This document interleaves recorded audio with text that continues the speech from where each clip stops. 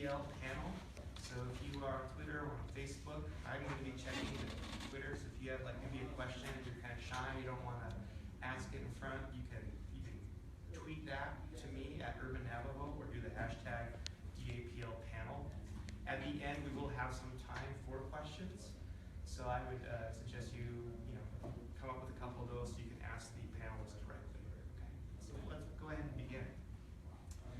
First and foremost, I want to highlight the experiences of Indigenous people yourselves in what has happened with the situation at Standing Rock. From those who have been there and those who haven't but have been organizing at home. I was wondering if you could give us some of your experiences and share that with us. What's happening there and what does this cost for you? I guess I'll start. So I was there, I think about 2 weeks ago. I was there during the time when the 83 people were arrested because they went in. How many of you guys have been? I just want to know that. How many of you have been to Standing Rock?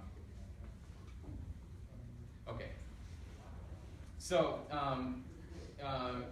they went in, 83 people were arrested, and then we decided, or the leadership decided that they needed to make one camp. They wanted to take all of the camps, because there's multiple camps actually there.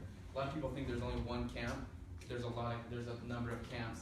They wanted to take all those camps and put them actually in the way on the land that the pipeline actually goes through.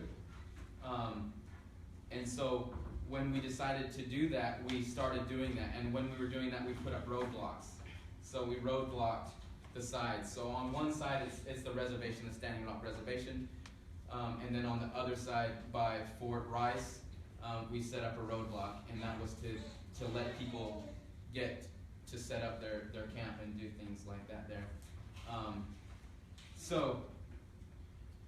Right when we left, that was the time after we left. That was when everything really went like really bad. That's when all of the sheriff departments were called in. I think over 300 sheriffs were there, and they pushed them. They pushed and they pushed and they pushed them, and they pushed them back off of that land. And just so you get an idea of like when I was there. So when I was there, as a Native American, I felt such a connection. And this is something that's neat too, is like, you don't even have to be Native American to feel the connection. Like, the power and the spiritual force that is there is so deep. And if you guys are even from the march that we did, how many of you guys were at the march?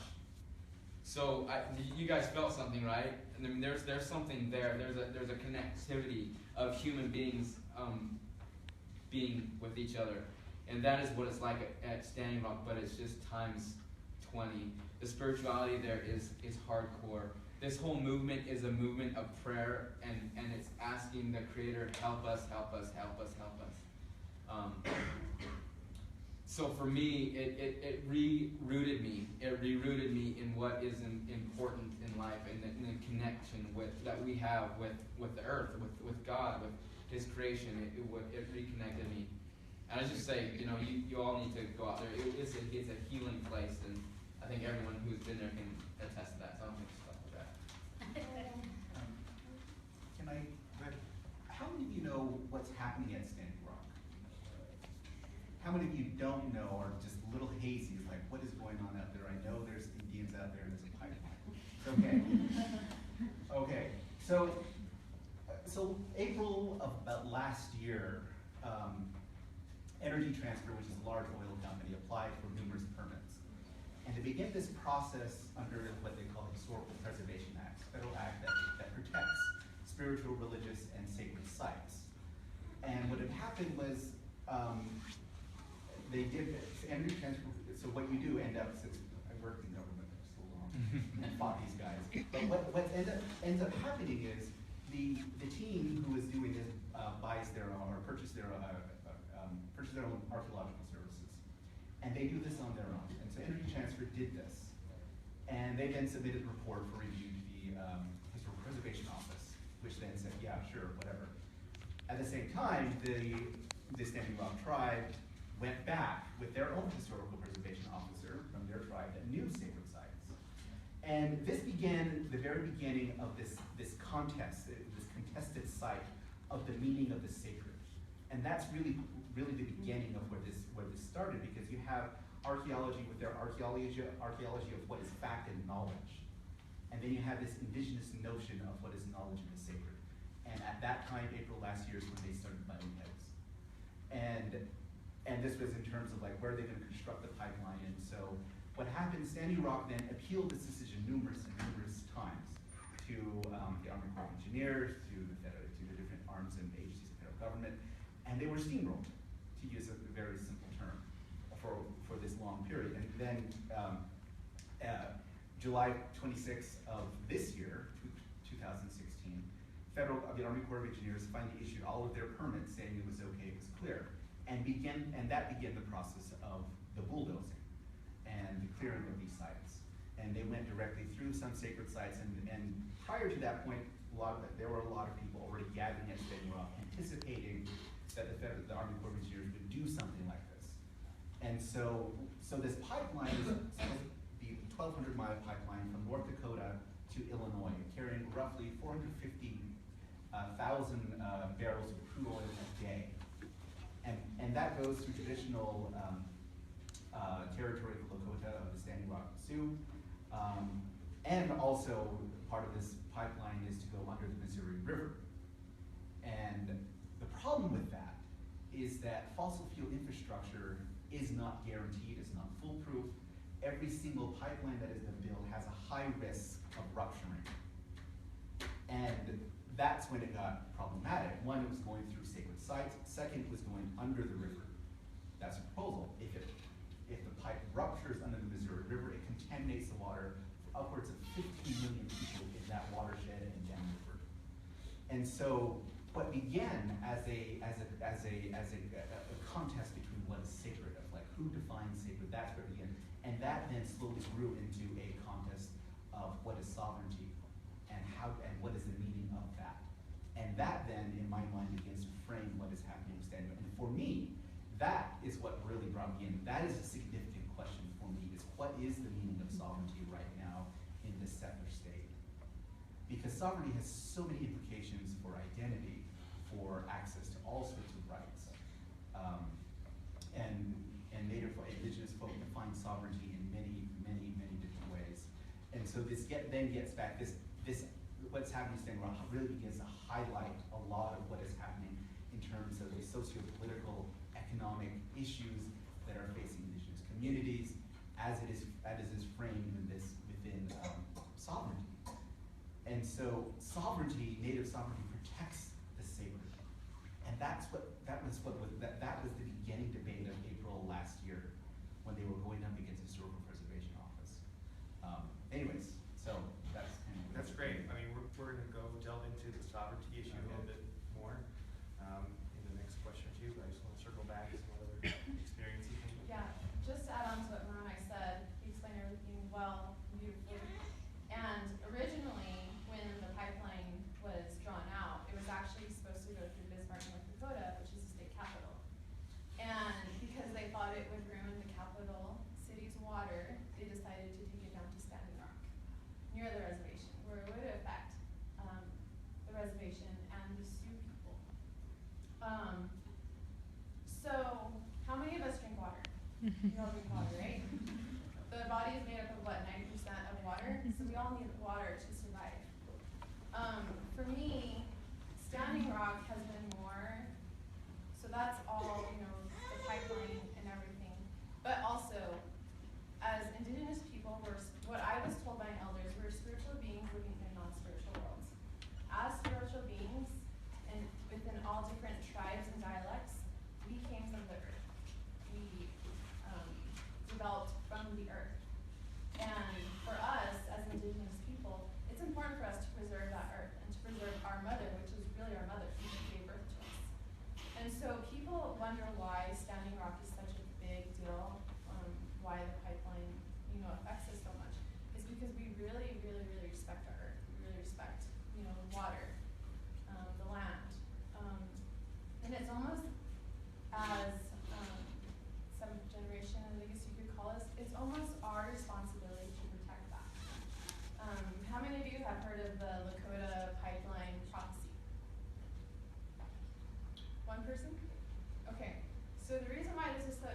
big deal to the Lakota people is because there was a prophecy of this pipeline, and they call it the Black Snake. Have any of you guys heard of the term the Black Snake? So Lakota elder, Black Elk, visioned a black snake coming from the north, headed down to the south. And with that black snake coming, it would destroy the land and contaminate the water. So when this development of the pipeline started, the Lakota people realized that this prophecy is coming to life. And so that's why the Lakota people are fighting so hard to stop this pipeline. And the pipeline is not just affecting Native people, it's affecting non-Native people. It's everyone's water. So that's one important thing to understand is like these people in Standing Rock are fighting for everyone's water. And I went up there before we did the march. When was that, Carl? 17th, I think. Yeah. And being up there, I had never felt so connected to my ancestors. Literally being in the camps, teepee set up, everyone with their horses, and off in the background, you know, there's drilling, and to me it reminded me of possibly like what my ancestors went through when, you know, the US government was coming in and taking land, taking what they wanted from the land. They were breaking trees, and that's what it reminded me of. And bringing that back down here and marching with Carl and everyone here, it really empowered me to step up, because even though this is in Standing Rock, another issue that comes up is North Dakota likes to say that 90% of the Native people up there are not from North Dakota. Well, we're all related to one another. We all come from, you know, our Mother Earth. So if one group of us is hurting, we're all hurting. So I don't like that argument. Like 90% of people are not even from here. Well, it's everyone's water. So regardless of state territories, the US government put there, it's the land's water. So.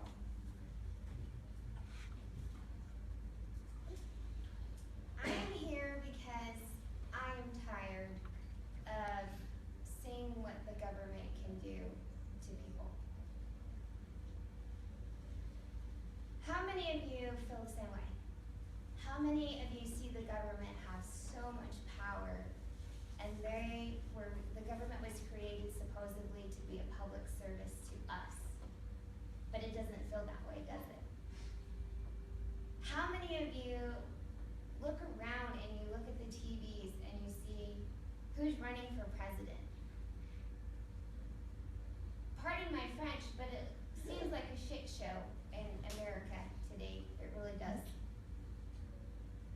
There's a woman running for president. For me, as a woman, never seen a woman ever be a president. It should be a no-brainer for me. I still struggle between Trump, who I don't think very highly of. So me, being here as a human being, I've seen firsthand what the government can do to a people. How many are you familiar with what they've done to the Native First Nations people? How many of you have heard of the genocide, of the segregating, making our women so they couldn't have children? How many of you have heard of the boarding school systems where they rip children away from the families to strip them from their language, to strip them of their hair? I went to a boarding school. I grew up on an Indian reservation. An Indian reservation was created to move my ancestors to the most desolate lands and leave us there after they killed all of us to feed for ourselves. I grew up in an environment like that. How many of you have been to an Indian reservation? So you all know that in our own backyards, we have people living in some of the worse than third world conditions, isolated into these little pieces of land when they used to roam freely. I'm tired of seeing Native American youth try to come out of that and survive in today's world. I see some Native youth in this crowd, and I'm so happy they're here. And these folks, these young children right here, they've seen things in life that no one should ever have to see.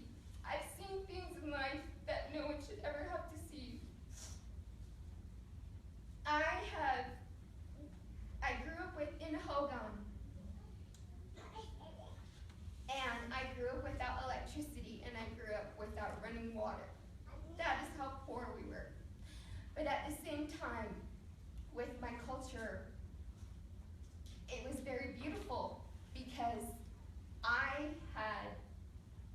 when I opened my door to my hogan every morning, I saw the sunset come up. Clear skies, beautiful air, clean air to breathe. I had the Canyonlands as my backyard. I used to run around in the canyons. I never knew what TV was. I never knew what Looney Tunes was or anything like that. Just being a free spirit out, and a lot of us deal with our parents. There's a lot of alcoholism, there's a lot of violence. You can't even get a job on an Indian reservation. It takes 7 years to get a business permit on the reservation. Behind the politicalness of it all, behind the power of it all, we've been dwindled down. And the thing, when I went to Standing Rock, I've always kind of just roamed these lands, wondering where I fit in, always wondering about my ancestors, wondering about how millions of them used to roam this land, how I wish I could see it, how whenever I see wherever I go a native, I recognize them immediately. I see, and I'm so glad. And it's hard to live in today's world, to be First Nations people, to be direct descendants, because it's so different than the way our ancestors lived. So for me, I've had to assimilate to survive, to live here, to get a degree, because that's what the government says. Go get a college degree, pay a bunch of money, then go on and try to feed yourself and get a job and blah, blah, blah, blah, blah, blah, blah, blah, blah, and then we're not going to do anything to help you. And I'm sure some of you relate to that. I'm sure a lot of you have some kind of identity where you're just not sure where you come from, why things are the way they are in the system. But I'll tell you what, as a human being, when I went to Standing Rock, I drove myself 2,200 miles there and back just to feel like I belonged somewhere, to see what it was about, to see other Native Americans. And for the first time in my life, I felt like I wasn't a stranger in my own land where my ancestors roamed. And so for me, that's the significance. And I'm not anyone, in a powerful position or anything, but I'll tell you what, in this country, there's something wrong. There's something very backwards with the way the government is and what it is capable of doing to people who don't rely on the government. Our people have always flourished without the government. We've always grown our own food. We've always had a strong sense of culture. We have always had our own livestock, our own crops. We've always had, anytime America in the industrialized world has failed, we prospered. During the Great Depression, we had livestock. We didn't have to worry about anything because we didn't have to grow our own food because we were connected to the earth. And what happened there? Our livestock, our rite of passage was cut off. Anything. I mean, you think about any enemy that the United States has ever had, no one has ever been treated worse than First Nations people. And we're still here and we live it every single day. So the significance between Standing Rock is no different than here in Salt Lake City in our own community, in our backyards. There they have beautiful land, they have clean water. Here we have beautiful land, we have clean water. We each have experienced firsthand what oil pipelines can do when they rupture in our own backyards. In 2000, the Chevron pipeline ruptured here in Salt Lake City and put the public health of thousands of people at risk, ruined the vegetation, the wildlife going into the Jordan River and the Red Butte Creek Canyon, or River.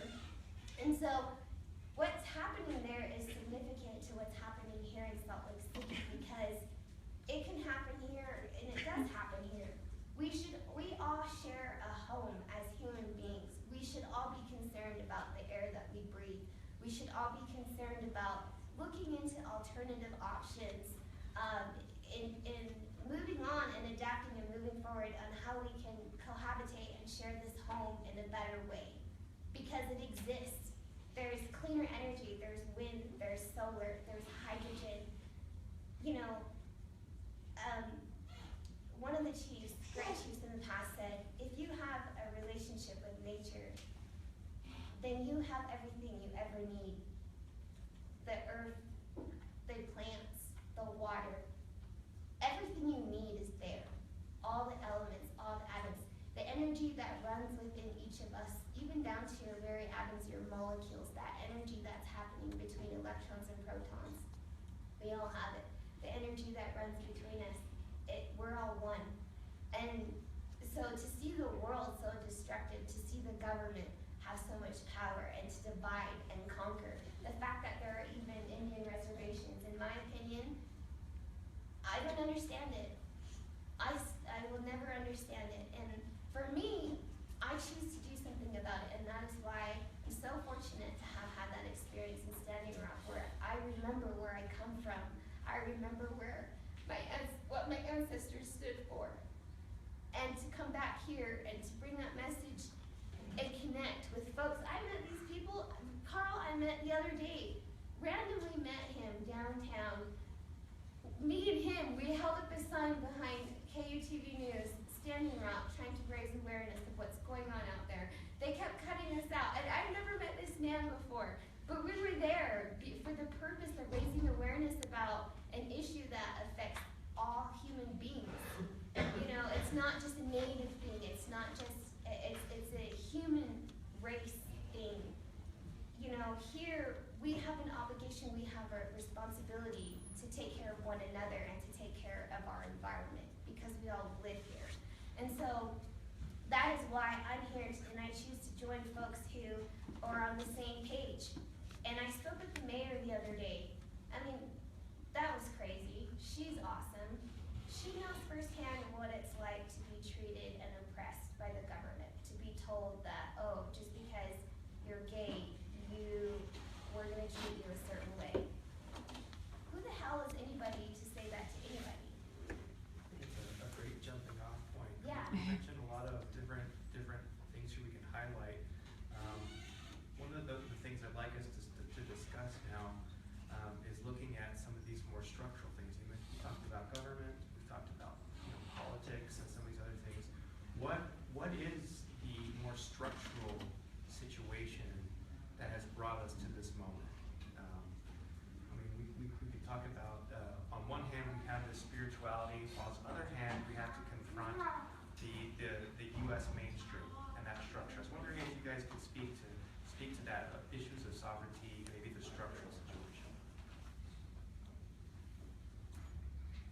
All right, I'm going for it.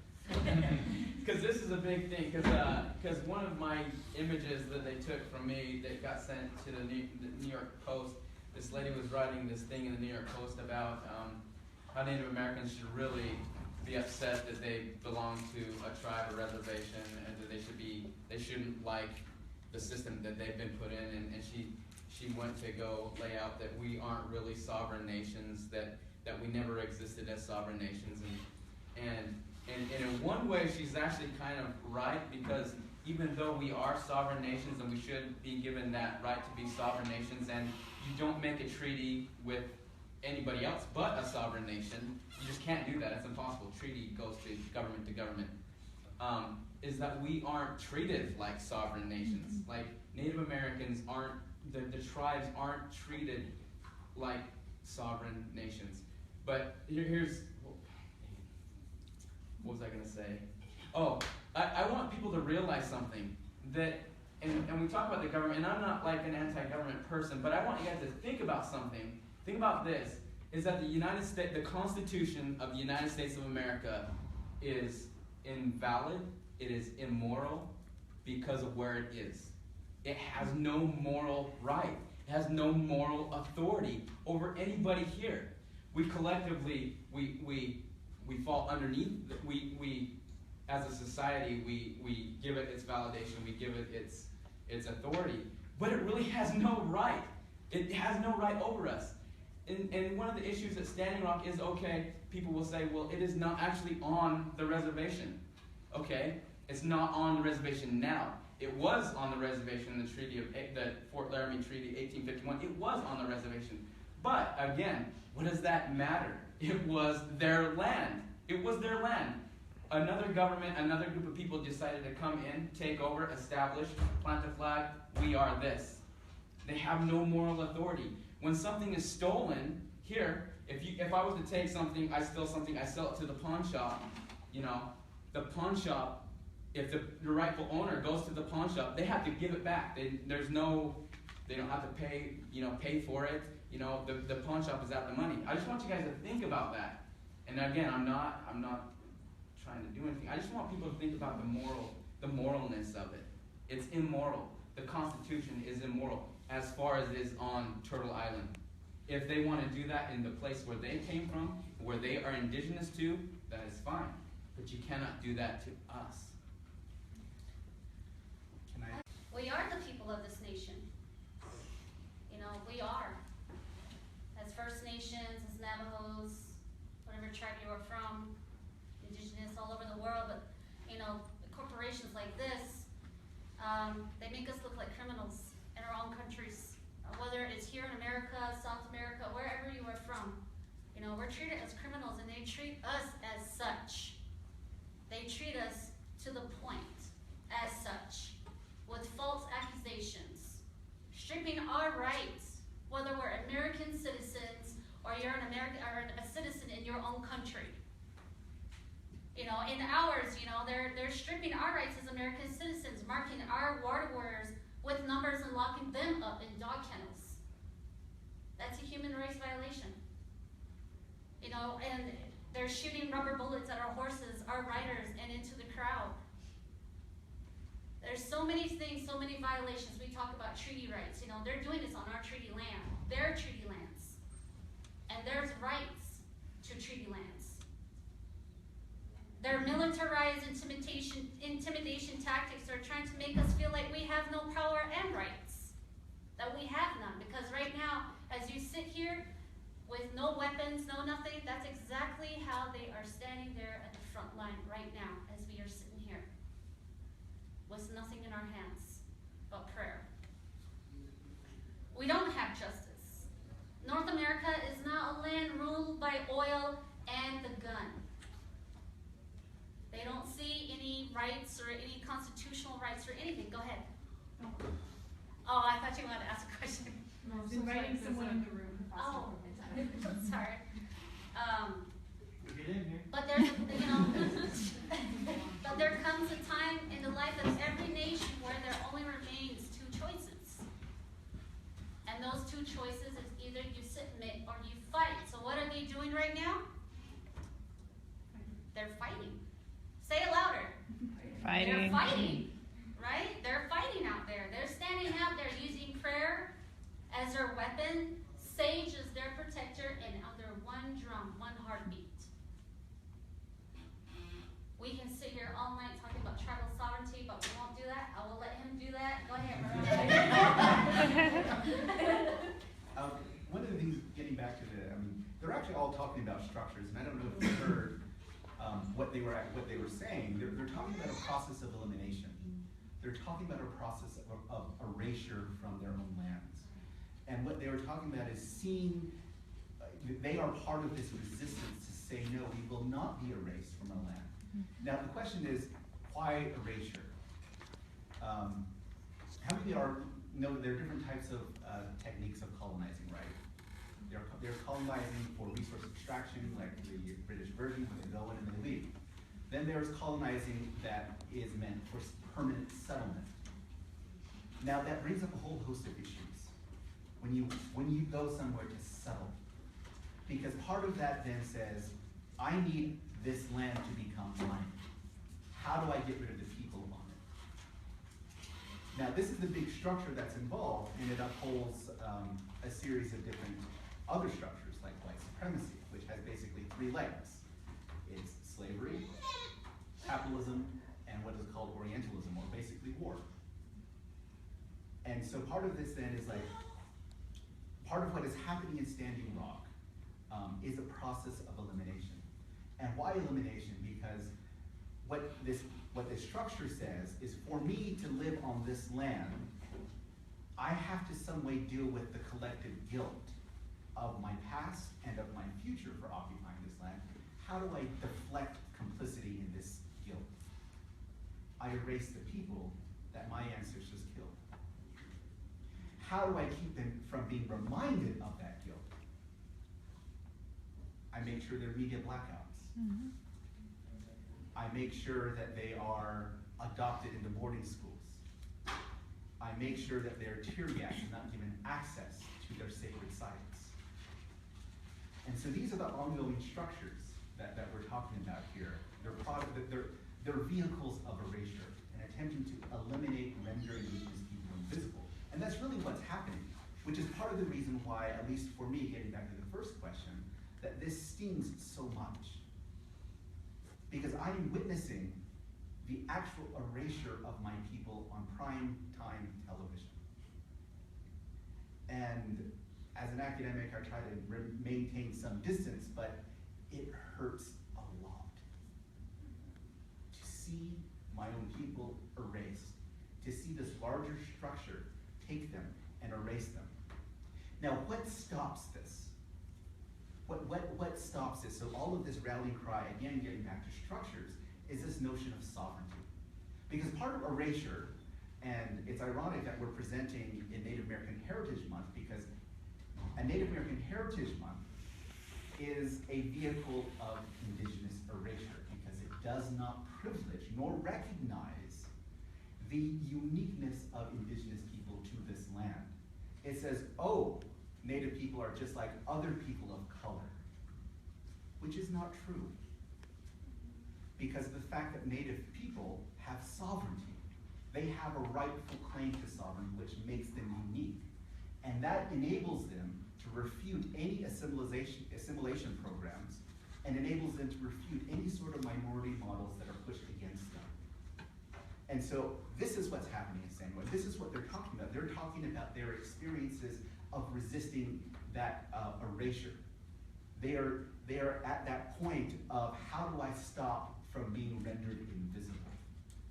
And that's what we're all talking about, because that's what really hurts. And you can't understand erasure if you don't understand sovereignty and native sovereignty, and there's a lot of different definitions with that, but with that, I think that kind of brings to an idea then, if I can kind of throw this out as a talking point then, is there is a lot of talk about what white people can do, right? And there's a lot of, I don't think there's like maybe one or two here. And considering the kind of institution that we're at Westminster, this is the most Native people I've seen at Westminster in a room together since I've been a student here. But I want to ask, like, how do we best show our allyship? Does it go beyond just getting the tools and the clothing and the food that they need at Standing Rock? How can we really look at this dismantle settler colonialism at a structural level? I think for me, one of the most important things that I've been doing and encourage others to do is educate yourself on the history of Native people. You know, when I talk about Standing Rock or I talk about issues that Native people face, no one knows that these issues happen. So I think first is kind of recognizing that this is actually an issue. And you know, in one of my graduate classes, we talk about historical trauma. I actually had to correct my professor. I was like, it's not historical trauma because this trauma is happening today. So I think really taking it upon yourselves to educate yourselves on issues that happen with Native people. You know, we talk about like the genocide of Jewish people in Germany, but we had a genocide of our own. And did you guys learn about it in your history books? No. 90% of our population was wiped out 500 years ago. So for us up here, all 6 of us, we're survivors. And we're constantly in survivor mode. Today we're in survivor mode. So I think the first thing is to educate yourself. Take it upon yourself. And, you know, if you're interested, to learn about that. And then, you know, connect with your local organizations and communities. You guys know we have an urban Indian walk-in center here in Salt Lake City? Yeah. Connect with them and, you know, whatever you're trying to do. I've had that asked a lot by my colleagues at the university. How can I help? How can I get involved? I don't know how to answer that. I just know that for me, it's just educating yourself. I'm learning about the pipelines and Standing Rock. And, if you want to offer anything, get involved. I know that Carl is organizing his organization, and if you want to set up donations there. I don't know if anyone has. That's kind of a hard question. Yeah, what do you have an idea? I actually came across something. I say work towards the ultimate goal. What I mean that is everyone knows what the immediate goal of the protest is, to stop the pipeline. But what many outsider observers seem to fail to realize is that the ultimate goal is for unified indigenous people themselves to stop the pipeline. 2, understand the different ways you can help. There are many, many things you can do. There's a lot of need on the ground in North Dakota. And there are many ways you can support. One is simply, of course, donating. There are several camps funded within the camps also. There's various camps. We meet a lot of individuals there that spend a lot of time, and we have a lot of allies also there. So talk to them. Remember that winter is coming. Know how not to contribute. Since returning, I have seen a few fundraising or efforts online that I thought were well-intended or potentially problematic. So do your research when you're donating. Make sure you know where you're donating and who to. Make sure, be careful. Work to build unity. That is one thing that we always stress when we are talking out there. Work to build unity. Because unity in one makes us stronger, right? Instead of working by yourself. Work to build unity. Trust trust us, trust natives. I know it's a little hard for us to be upfront, for us to be taking this leadership role. For some people it is. So trust us. Please trust us in what we're doing. Understand the cultural context of the situation. We're up here talking about tribal sovereignty. Please do yourself and everyone else a favor. Read up on 2 things, or even more like the treaty rights, tribal sovereignty. Those are some of the 2 main things right now that we're talking about. Or even the land layouts. Environmental racism is another one too. Be prepared to experience race as the racial minority. I think that's a really big one when you go up there, because this is the first time that all these nations have come together and fight and sold, hundreds and hundreds of years. There are thousands of people from different parts of the world that are there. We're talking across the board here. We're talking Japan, South America, Mongolia. There's so many people out there that you will meet. So I stress that also. Be aware of the importance of symbolism. For natives to recount, intimidate, and like right now we're giving you intimate details of trauma. We're giving you our intimate details, some things that you don't hear in the history books. So we're giving you that trust here, that alliance, trust alliance. That's what we're doing here, and that's what you do in unity. Avoid ceremony unless you are invited. No pictures, no cameras, because a lot of these things have been passed down generation to generation. So we are very sensitive, culturally sensitive, and we want to keep that within our indigenous group. We allow you to be there, just please, beware.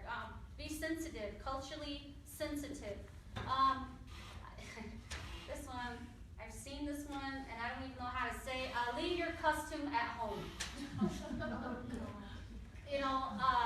I understand that, you want to be there.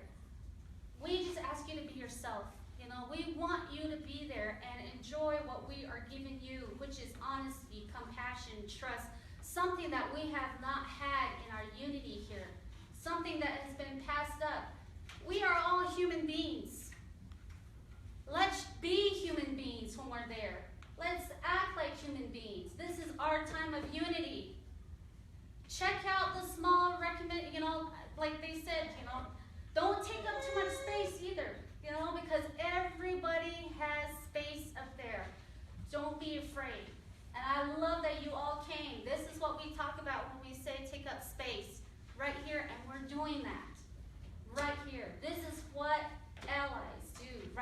right? Yes. Yes, exactly, thank you. Thanks. Sorry, go ahead.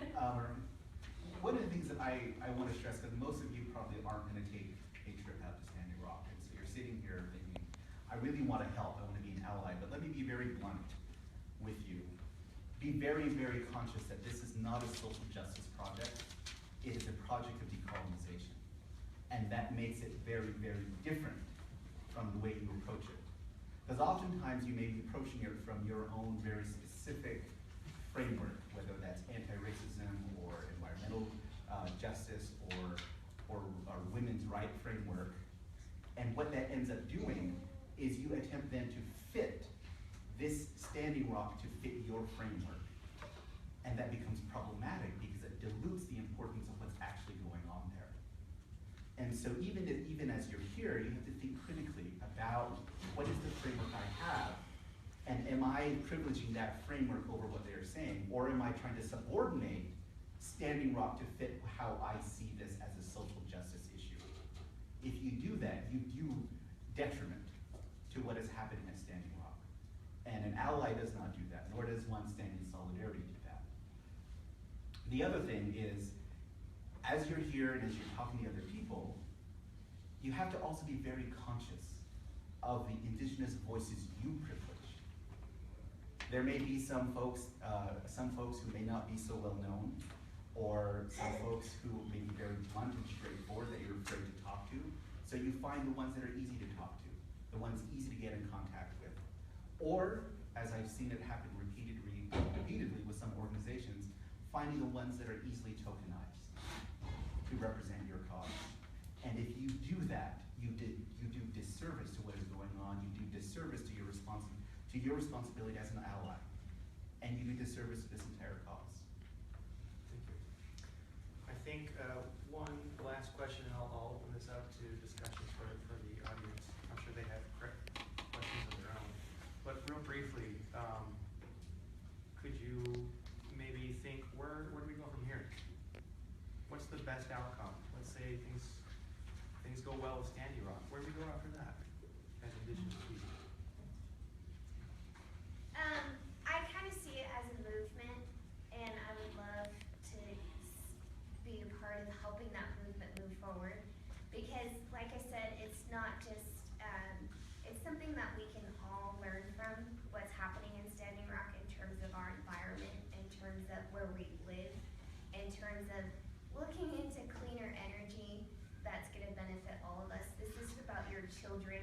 I see some couples out in the crowd. I know all of you have hopes. I know all of you have dreams. I know all of you want to have a family someday, and you want those children to get along and live in peace and to be good people and to have clean water and to have good food. Can we all agree on that? Yes. Right? We all want the same thing. So how can we do that when we keep polluting the earth? How can we do that when we keep letting people divide and conquer us? When people in positions of power have so much influence over everything we do, this isn't going to get any better. I mean, think about the way Trump talks about people, disrespect. I mean, this is supposed to be somebody that's running for one of the most prestigious, powerful, influential leadership roles. That's not what we want. We don't want those kind of folks talking down to our kids, to our future generations. And so for me, this is a movement because there's a lot of people around the world that are on board. There's a lot of people around the world who feel the same way. You know, we just want to live peacefully. I mean, why can't everybody have a piece of land, grow their own food if they want to? Why can't we all live and cohabitate in peace? So I would like to see a movement going forward. I also would like to see acknowledgement more for First Nations people, because I feel like a lot of Americans run around so proud to be American in this country, but they don't know jack about the first people that were here. How can you be so disconnected and detached from that? So, Sorry. I get riled up. But I would like to see a part of the movement, and there's organizations out there like Pandos. There's so many ways to get involved and to be a part of that.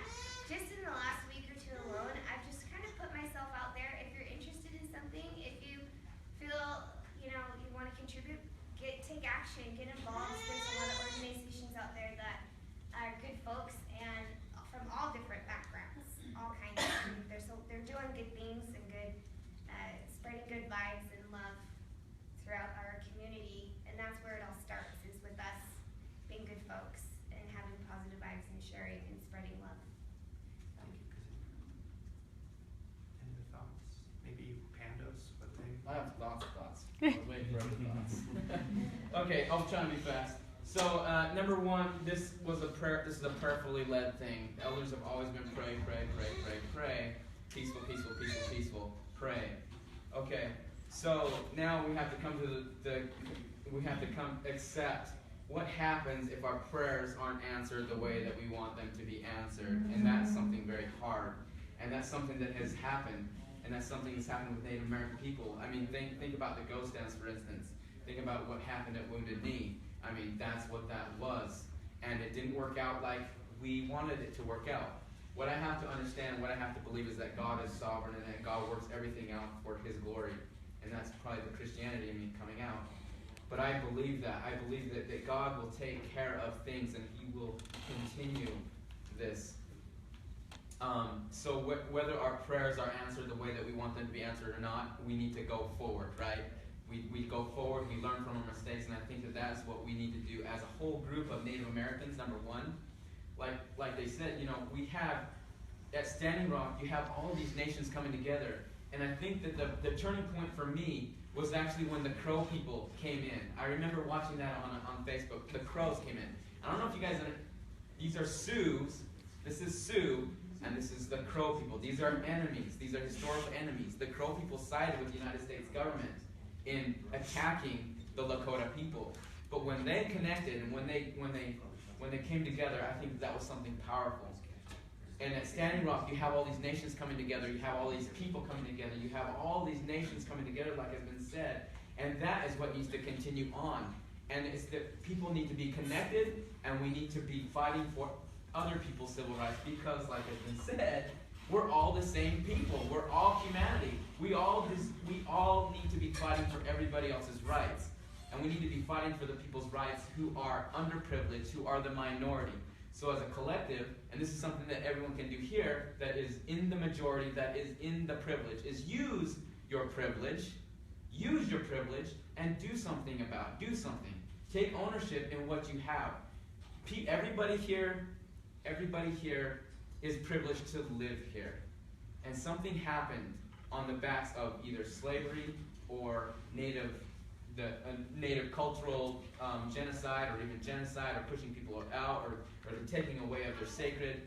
You're all benefiting from that. I'm benefiting from that. Everybody here is. So recognize that and do something about it. So I see that us just coming together and continuing and heading the next thing off at the pass, if you will. I know these are going off.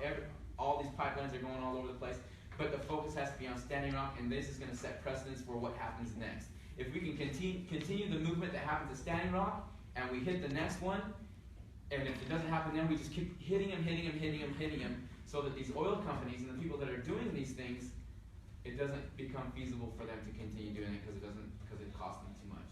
It's too much of a cost. Thanks, Carol. What I wanted to say is, lastly,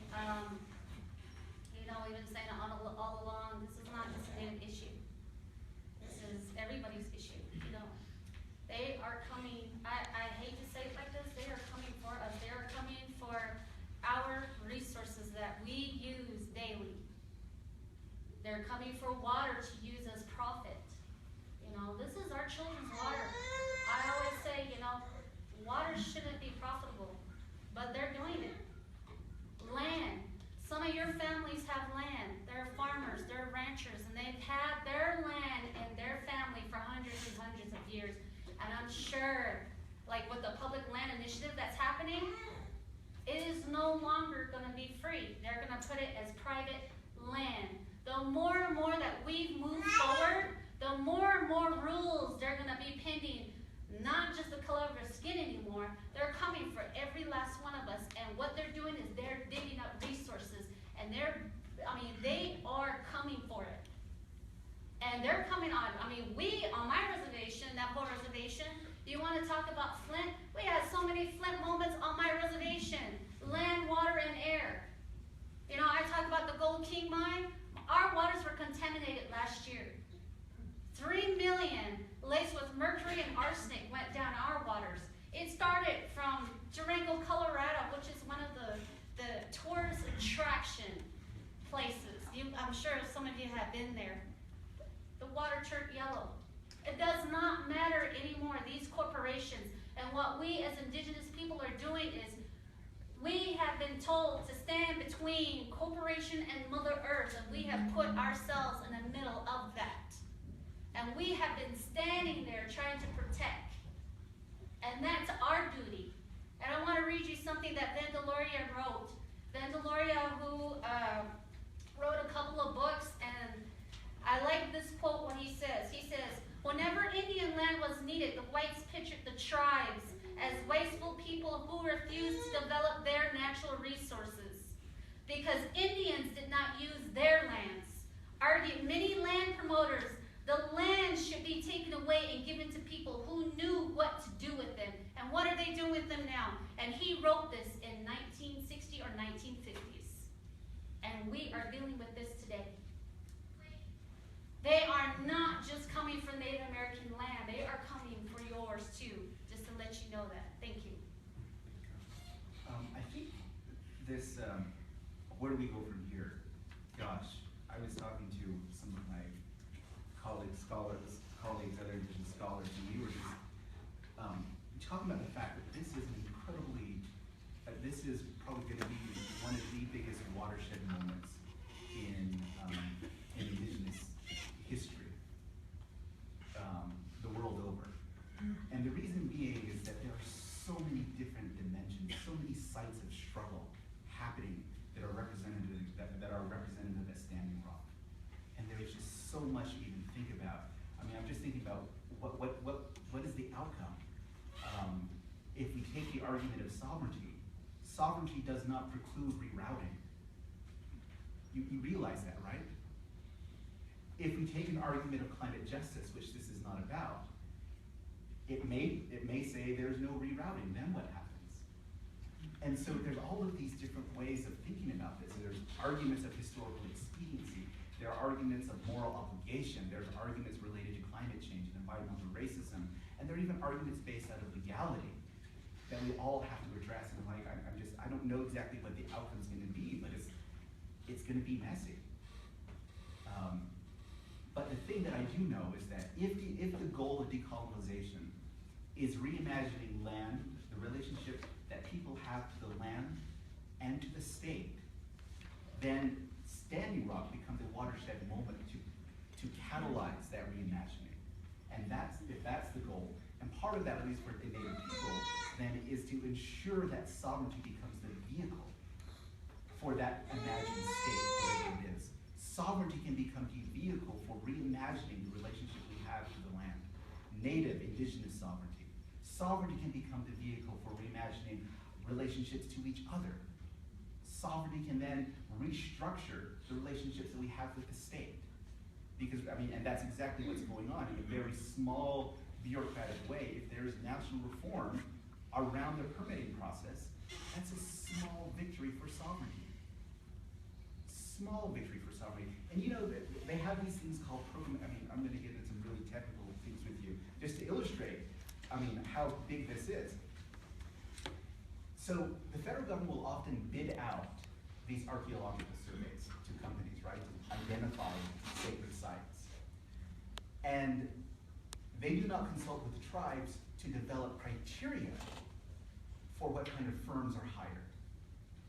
And that inevitably places tribes at a disadvantage for them saying, well, we want these firms because they know what is sacred to us. If this even just the changing of that criteria to say the tribes get to determine what the criteria is for archaeological firms, that is a huge win for tribal sovereign rights, for self-determination, and for self-government. And so I see that playing out in a very small but very huge scale, because in the end, you have sites that are sacred, that are protected. You come full circle from where this began.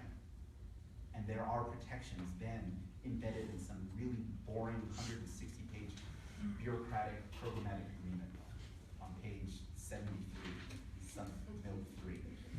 Seriously, section A, seriously. I had to read through one of those with an examination. And when I found it, I got the Bureau of Land Management, Army Corps of Engineers on the phone, and I gave them the, anyways. Is that your official book review? No, needless to say, there was a threatening a lawsuit against me because of that. I used to work for the Division of Natural Resources when that happened. But that would be a very small victory, but it has tremendous implications for the sacred. And the sacred is what is happening here. And the sacred helps us to redefine our relationship to land. And so anyways, I don't know what the outcome is, but I know the future steps have to be about fighting, protecting sovereignty, and moving towards this goal of decolonization.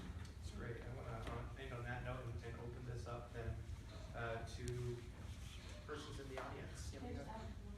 Yeah, of course. Go ahead. So I guess just my little I didn't see any hands. Sorry. my little thing is I just had read something today.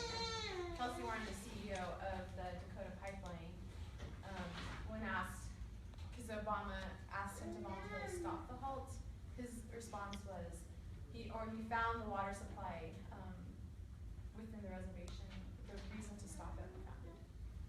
So I think Ron and I talked a lot about the sacredness of the land and the water, and I think that's the most important, is to remember the sacredness of the land. But I just wanted to have that little as far as that. Yeah. Thank you. I'd like to add one more thing. I hope to live to see the day that all tribes unite, and we have all of our lands come together and we are one. And because there's something to say about community and there's something to say about culture. Anywhere there's culture, anywhere there's community, those communities are strong because they stick together and they take care of one another. I would love, because this whole system of divide and conquer with our reservations being so far apart, I hope to see that the leaders get together and we join as one, and we somehow that turns into something very powerful. I would really love to see that.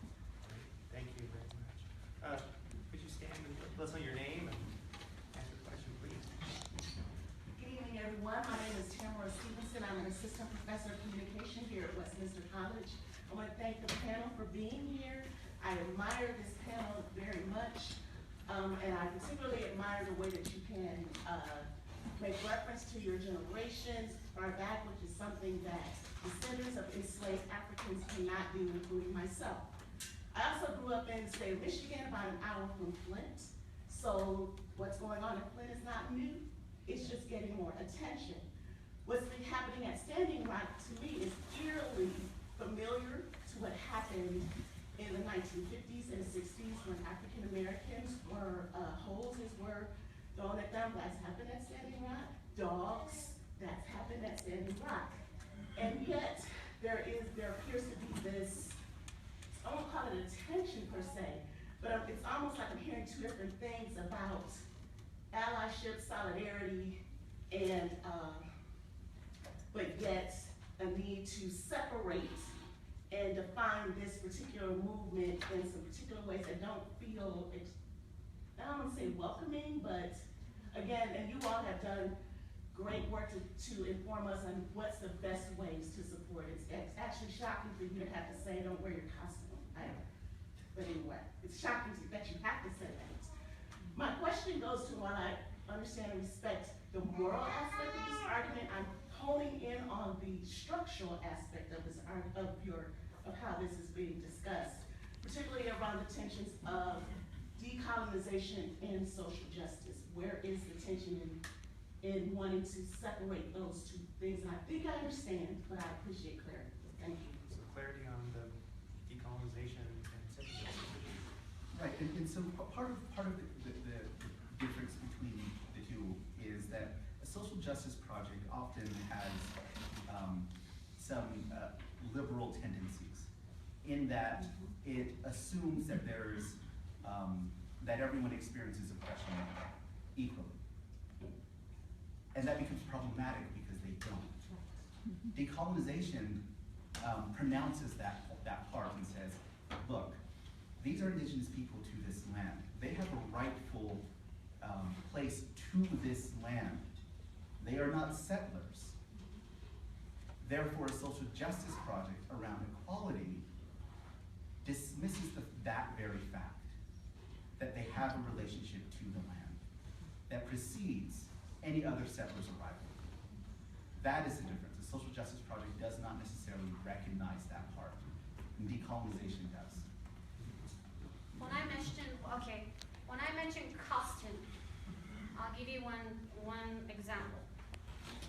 When we put on, we don't call it costume, we call it regalia. We call it something sacred that we put on. And there was a lady there that I had met. She's Lakota Sioux. Her family, generations back, they're called the Lakota 38. As you know, Abraham Lincoln stands for freedom, right? He signed a thing that gave freedom to the slaves. He in turn turned around and murdered 38 Lakotas. And from that, the lady who I met while I was in Standing Rock was wearing not a costume, a regalia that resembled her family that she wore proudly. And on this, it's called the penny dress. What the penny dress represents is her family who was killed and murdered during that time. And she had pennies on there of Abraham Lincoln. She had pennies. One side of the pennies, Abraham Lincoln's face was faced forward. The other half, they were faced backwards. Reason for being is that during when Custer went down, the women went there and pierced his ears because he wasn't listening to them. So for her sake, for her family's sake, they wear this penny dress to remind them that the side that was pierced was Abraham Lincoln's face is facing forward. That the politicians don't listen, they still don't hear us. The ones facing the other way was a building that was built that doesn't listen to us, that has fallen silent. So when she stands there and she's dancing and you hear those pennies, those are her ancestors. The shoes that she wears is her ancestors. So she tells us, rise, rise, as she's dancing. Her son and her husband are playing the drum, the hand drum that was given to them from their family. This is why this is very strong. This is not a custom, a costume. So when somebody else is wearing something that they think they want to be a part of, to us that is a disrespect. Would you want to wear, now that I tell you this story, would you want to wear something that resembles a penny dress and go in there? No, you wouldn't, because it would be a disrespect, a dishonor. That's why we tell you, educate yourself before you go in there, because everything that we put on, even these that I wear, these are all resemblance to our family, to our ancestors, to our heart. This is our tradition and culture. So that's why we say to you, be culturally sensitive. I'm not saying it to be mean. I'm not being up here to say, please, please come. We welcome you with open arms, compassion, trust. Just be sensitive when you get up there, because these stories that you hear, they will break your heart. They really will. So I'm not trying to, do the colonization and what was the other word? I'm not trying to do that. What I'm trying to say is educate yourself, because what I want to talk about, I come at you as unity. I'm a mother. That's my job. When my kids are fighting, I'm in there trying to, I'm the referee in there, So I feel like as a Dene woman, as an indigenous woman, I'm protecting my mother. So when I come out here, I feel like the Creator is asking you guys, every time I speak, I ask the Creator, what do you want me to tell your children? What do you want me to say to your children? That's why I come up here, because as a mom, I'm trying to relay messages. I'm trying to talk to you